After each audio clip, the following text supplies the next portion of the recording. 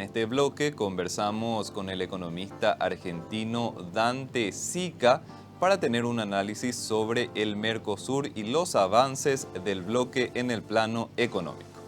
Creo que es un gran desafío que tenemos por delante los países del Mercosur.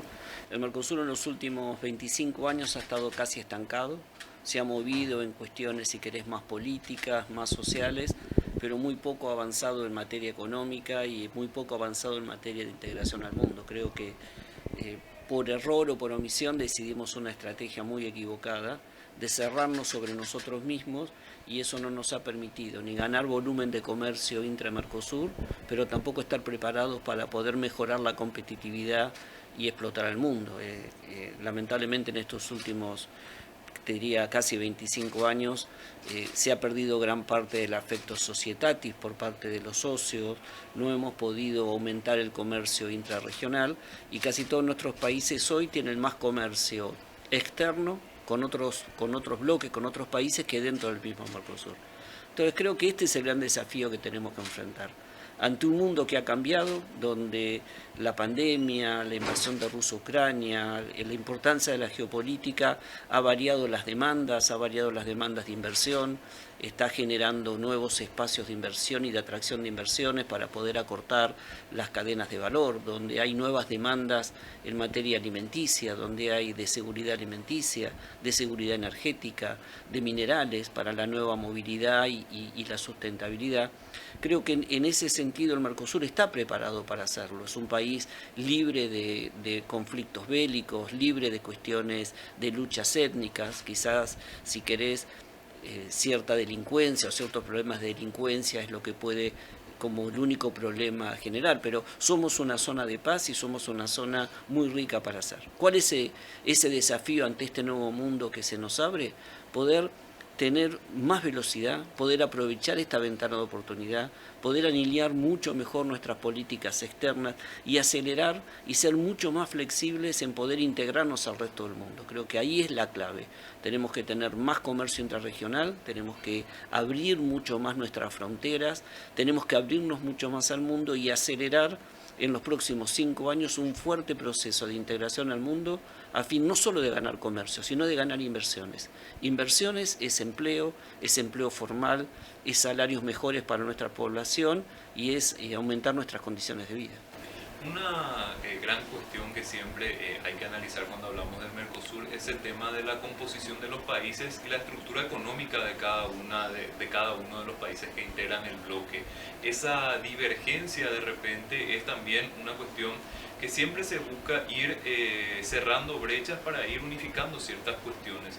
¿Podría ser un camino para el Mercosur o el Mercosur tiene que avanzar teniendo en cuenta la singularidad de cada una de las economías que la componen? El Mercosur tiene que avanzar teniendo en cuenta la singularidad. Quizás en los últimos años en algunos países las diferencias se profundizaron más que atenuarse. Hay países como Paraguay que gracias a su estabilidad macro, a sus buenas políticas institucionales, han logrado transformarse en un centro captador de inversiones. Por otro lado, Uruguay, que es un país muy estable, también ha podido tener captura de inversiones, pero ha perdido también otros sectores, como es el caso del sector industrial. Entonces creo que, y después están los dos grandes, ¿no? El gigante de Brasil y Argentina, que venimos, si querés, arrastrando crisis macroeconómicas por culpa de una clase política que no ha logrado entender que la estabilidad macro es un bien público que debe preservar para poder capturar inversiones. En esta diversidad creo que tenemos que ser flexibles. No podemos poner un molde, ni copiarnos a lo que hizo la Unión Europea, ni poner un molde y decir todos tenemos que tener la misma dimensión. Creo que hay que reconocer nuestras diferencias, hay que reconocer nuestras asimetrías y hay que dar la suficiente flexibilidad como para poder aprovechar la potencialidad.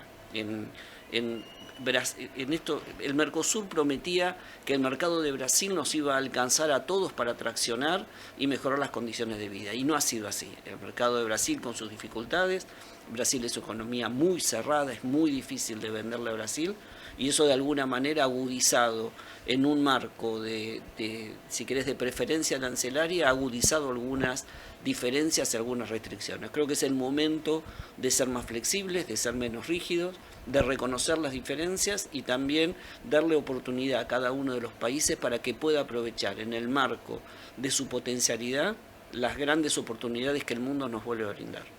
¿El eventual acuerdo con la Unión Europea cómo podría impactar para el Mercosur? Es muy importante ese acuerdo. Primero porque las condiciones del mundo han cambiado. La invasión de Rusia a Ucrania ha generado un cambio y una aceleración de la geopolítica en términos de las alianzas que ha impactado, si querés, en términos de primera y segunda generación en lo que son las demandas de la economía. Hoy Europa requiere seguridad y diversidad alimentaria, hoy Europa requiere seguridad y diversidad de proveedores en materia energética, hoy los grandes capitales que están saliendo de Europa del Este, los capitales europeos y asiáticos que estaban en Rusia y que están buscando nuevos destinos, América Latina y en especial el Mercosur puede aprovecharlo y puede hacerlo. ¿Qué es lo que nos da el acuerdo? Quizás el acuerdo no es una gran ganancia en términos de comercio, pero tener un acuerdo con el segundo bloque o quizás el principal bloque después del NAFTA, en términos económicos, que es si querés, el gran regulado, es el benchmarking de las reglas a nivel internacional. Nos da mucha confianza, nos da confianza para los inversores, estamos comprando reglas de juego a nivel internacional y eso permitiría que tengamos inversiones europeas, americanas, asiáticas también, que están viendo que con estas reglas de juego la región del Mercosur es una región confiable y podríamos aumentar el comercio, a partir de ahí aumentar el comercio. ¿Hay espacios para que cada uno de los países vaya avanzando de forma particular en acuerdos de libre comercio o eso conflictúa mucho con el espíritu del Mercosur? Esto ha sido una de las grandes restricciones de los últimos años. En general, tanto Brasil como Argentina en un momento distinto y a veces a la par se han opuesto a esta política. Yo creo que llegó el momento de golpear un poco la mesa y creo que tenemos que empezar a ponernos, si querés, algunas metas. Si en un año, por decir un número, pero si en el próximo año el Mercosur no logra avanzar rápido en base a un consenso de los 4 países con un buen paquete de negociaciones internacionales, yo creo que hay que empezar a darle libertad y flexibilidad a los países para que con ciertos acuerdos los países puedan avanzar en negociaciones que una vez que ellos las abren, después puedan ver cómo se integran el resto de los países del Mercosur. Creo que lamentablemente estos últimos 25 años no hemos podido, salvo la Unión Europea y alguna otra negociación, hemos tenido casi negociaciones, hemos estado casi congelados. Creo que llegó el momento de poder dar un poco más de flexibilidad y permitir que cada país pueda poner sus intereses adelante en términos de qué negociaciones, que podamos avanzar quizás en forma simultánea, que Brasil pueda encarar una negociación, que Argentina otra, que Uruguay o Paraguay otra, y a partir de ahí, en la medida que se avance, ver cómo nos integramos los 4. Si seguimos en esta situación estática de estar cerrando negociaciones cada 25 años, el tren y esta ventana de oportunidad que nos está dando el mundo puede ser que pase de nuevo y nosotros nos quedemos afuera. Lo peor que nos puede pasar es seguir en este camino de la irrelevancia. Hoy el Mercosur, si sigue manteniendo estas mismas cuestiones y esta misma forma, va camino a la irrelevancia. Si miramos lo que ha pasado en el mundo en estos últimos 5 años, todos los flujos de inversión por nearshoring, friendshoring, etcétera, han ido del norte al norte, han ido de Europa, de Asia o de otros países, todos a México. Del Ecuador para abajo casi no ha habido flujo de inversiones importantes. Y cuando hablamos del comercio regional, ¿hay oportunidades para poder aumentar la dinámica entre los países del Mercosur, por ejemplo? Obviamente, que hay mucho para traccionar. Brasil es un mercado muy grande en los cuales ninguno de los 3 países ha logrado poder incrementar el comercio. Es más, en los últimos años el comercio intrarregional, que es muy importante, ha pasado de ser en algunos años casi del 30-35% en nuestras exportaciones a ser menos del 15%. Entonces, claramente, con países que se alineen en términos de política macro, que estén en un proceso de crecimiento de la demanda, obviamente hay mucho para ganar en términos de complementariedad y de poder acceder al mercado. Pero tenemos que tener... Hay cuestiones de acceso al mercado que en el Mercosur todavía están muy trabadas. No tenemos reglas comunes, no tenemos reconocimientos de laboratorios para poder certificar esas normas. Todas hay unas burocracias que hacen imposible la libre circulación, tenemos demoras en la frontera, hay excesivas regulaciones que impiden la libre circulación. Creo que tenemos que trabajar mucho en una agenda, creo que hay dos agendas importantes. Una externa, que es abrir mercados, trabajar sobre negociaciones internacionales, algunas nos darán prestigio en términos de cumplimiento de reglas, otras nos darán potencia de mercado, otras serán grandes proveedores de insumos industriales para poder crecer, y por otro lado tenemos que tener una agenda interna muy fuerte de acceso, tenemos que abrir nuestras fronteras. Pensá que todavía seguimos teniendo doble cobro del arancel externo al interior del Mercosur. Eso son barreras que le quitan competitividad a nuestros productores, en especial los productores medianos. Las grandes corporaciones, tanto nacional, las multinacionales o multilatinas, terminan haciendo acuerdos entre empresas. Nosotros tenemos que beneficiar a la gran masa de empresas que son las pymes paraguayas, brasileras, uruguayas, argentinas, y darles condiciones para que haya más fluidez y más libre circulación de productos. Obviamente, siempre respetando los reglamentos, las reglas, las condiciones sanitarias, pero digo, no puede ser que Paraguay o Brasil no acepten reconocimientos de certificaciones de laboratorios argentinos o al revés. Digo, creo que esto tenemos que darnos un plazo perentorio para poder de alguna manera empezar a igualar la cancha para que todos podamos fluir.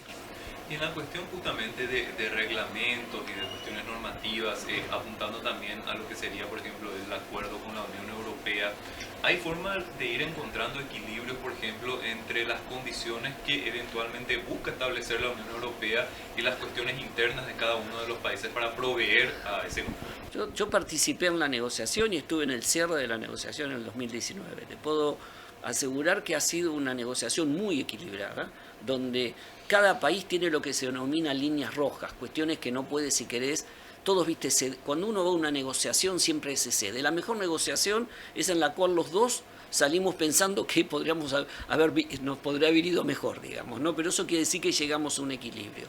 En todos los casos se han respetado las líneas rojas que cada uno de los países ha puesto, temas de propiedad intelectual, temas de reglas de origen, el cuidado de algunos sectores. Me acuerdo que el final de la negociación con la Unión Europea era el tema de los vinos en Brasil y hubo un tratamiento diferencial para ese sector. Y te das cuenta que ha sido muy equilibrado, porque hoy una de las resistencias para firmar el acuerdo es Francia o Holanda, o países que, bueno, ahora quedó afuera de la Unión Europea, pero en su momento en Irlanda, cuando le tenían miedo al sector alimenticio o lácteo o agropecuario del Mercosur. Eso te da la idea de que ha sido una negociación equilibrada. Pero de nuevo, el gran atributo del acuerdo con la Unión Europea no está en las cuotas de comercio, porque quizás Asia nos da más comercio que el que nos puede dar, pero no es un acuerdo que no es agresivo, porque estamos, si querés, haciendo un acuerdo con un mercado que tiene salarios promedio de 12.000 a 15.000 euros, contra el promedio del Mercosur que está en 1.500, 2.000 dólares, o sea, no nos van si querés, a lesionar desde el punto de vista competitivo. Ahora, nos da mucho prestigio y nos puede ser una plataforma de atracción de inversiones para poder, desde el Mercosur, expandirnos al mundo.